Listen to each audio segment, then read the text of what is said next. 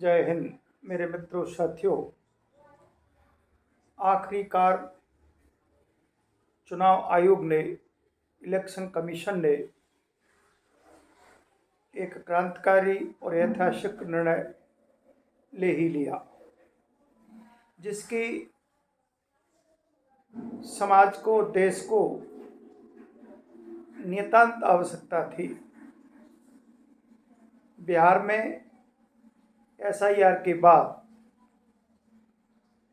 Election commission ने, चुनाव आयोग ने 12 राज्यों सहित 51 करोड़ मतदाताओं का एसआईआर कराने का निर्णय लिया है, जो कि अब तक का ये बहुत बड़ा निर्णय है। आप सभी ने देखा है और सुना है कि बिहार में एसआईआर के द्वारा कई लाख अवैध जो मतदाता थे, जो रोंगिया घुसपैठिए थे, उनको आयोग ने बाहर किया है। एसआईआर एक संवैधानिक प्रक्रिया है, जो कि आयोग को संविधान द्वारा प्रदत्त है। बिहार में भी समाज विरोधी लोगों ने, अनेक राजनीतिक दलों ने एसआईआर का विरोध किया और वोट अधिकार यात्रा को निकाला। लेकिन सुप्रीम कोर्ट के हस्तक्षेप के बाद सबको शांत रहना पड़ा और इसके बाद एसआईआर की प्रक्रिया भारत के 12 राज्यों में लागू करने का निर्णय चुनाव आयुक्त ने लिया है। कल चुनाव आयुक्त ज्ञानेश कुमार और दोनों उपायुक्त सिंधु और जोशी, इन तीनों चुनाव आयुक्तों ने पीसी के माध्यम से देश को बताया, समाज को बताया कि अब 12 राज्यों में एसआईआर का कार्य प्रारंभ होगा। जिन राज्यों में एसआईआर लागू होगी उनमें तमिलनाडु, केरल, पश्चिम बंगाल, पुडुचेरी सहित मध्य प्रदेश और राजस्थान, छत्तीसगढ़, अनेक राज्यों में और विशेष गहन पुनरीक्षण का कार्य किया जाएगा। बात मित्रों यह है कि ये कोई नई प्रक्रिया नहीं है। 1951 के बाद लगभग देश में 8 बार विशेष गहन पुनरीक्षण का कार्य हुआ है, एसआईआर का कार्य हुआ है। लेकिन भारतीय जनता पार्टी के शासनकाल में, एनडीए के शासनकाल में ये एसआईआर के अधिकार होता है, तो विरोधी दलों को इसमें क्या परेशानी है।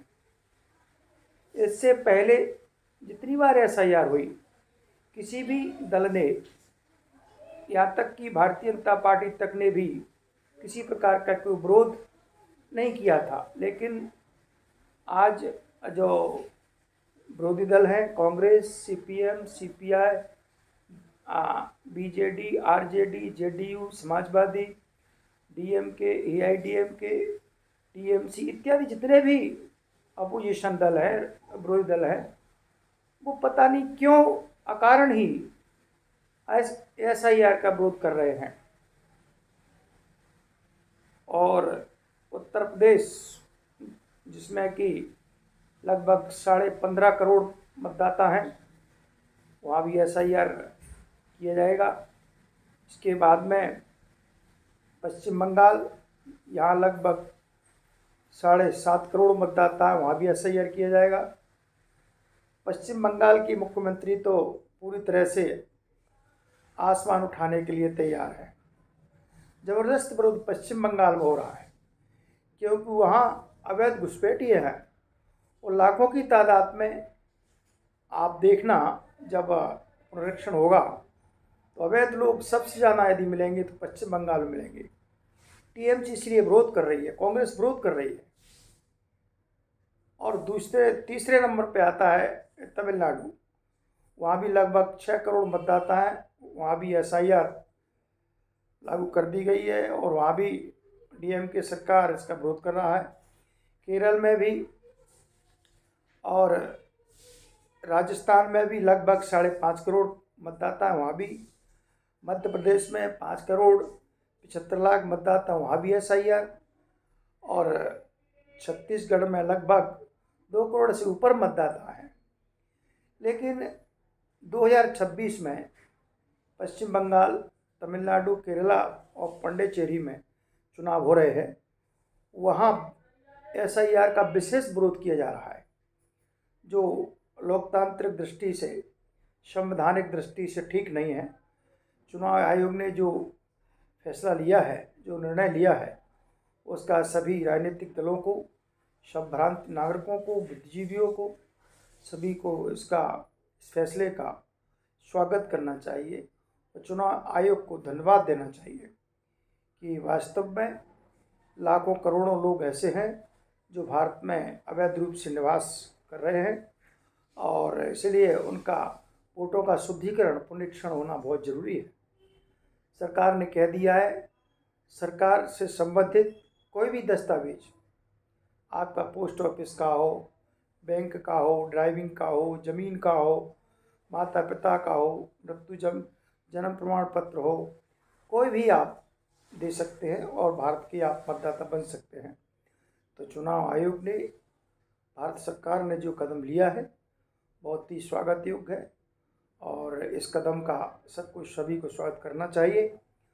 और ऐसा शुद्धिकरण, ऐसा पुनरीक्षण वैसे तो हर 5 या 10 वर्ष में होना चाहिए, लेकिन लगभग 22 वर्ष के अंतराल से 2002 से लेकर के 4 तक पुनरीक्षण का काम चला था। इसके बाद में रुक गया था। तो लगभग 20 और 22 साल के अंतराल से ये काम सरकार ने, चुनाव आयोग ने किया है। बहुत ही सराहनीय काम है और इस पुनीत कार्य में एसआईआर का सभी आम जनता को, आम जनमानस को सहयोग, समर्थन करना चाहिए। वोटों का शुद्धिकरण हो, वास्तविक भारत का नागरिक ही लोकतांत्रिक प्रक्रिया में शामिल हो। वो आने वाली राज्य सरकारों को, केंद्र सरकारों को भारत के नागरिक ही चुनाएं। जय हिंद, जय भारत।